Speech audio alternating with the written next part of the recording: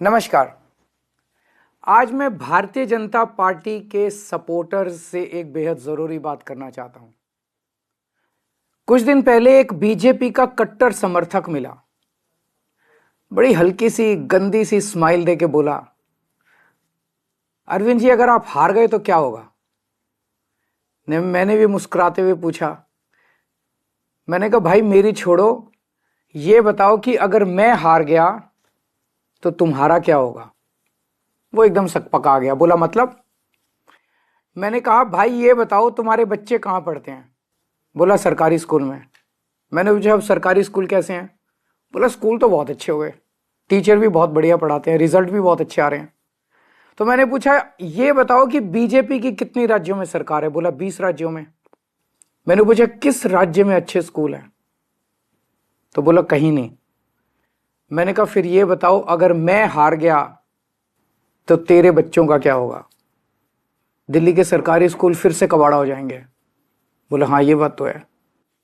मैंने पूछा बिजली आती है 24 घंटे। बोला हाँ आती है।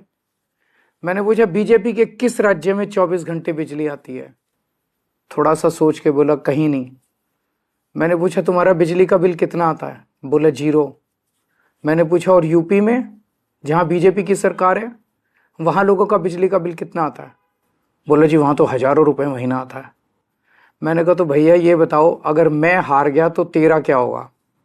दिल्ली में फ्री बिजली, फ्री पानी, फ्री इलाज, अच्छे स्कूल, 24 घंटे बिजली, महिलाओं की फ्री बस यात्रा, ये तो सब बंद हो जाएंगे।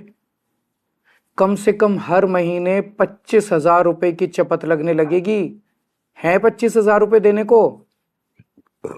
बोला जी मेरी तो 1 लाख रुपए महीने की तनख्वाह है, उसमें भी गुजारा नहीं होता, 25,000 रुपये महीना तो कहाँ से लाऊंगा।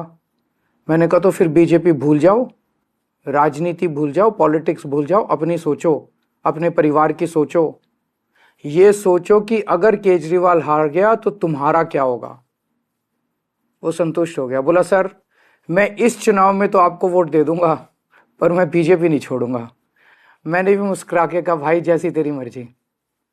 मेरी सभी बीजेपी के सपोर्टर से अपील है कि अगर बीजेपी आ गई तो आपको हमारी सरकार से मिलने वाली सारी सुविधाएं बंद हो जाएंगी।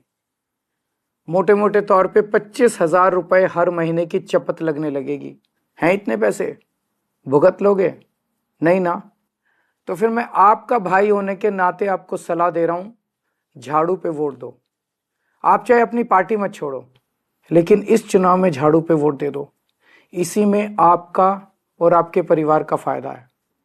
और हाँ, अगर आपको कभी पर्सनल काम भी हो तो अपने इस भाई के पास आ जाना, मैं हमेशा आपके काम आऊंगा।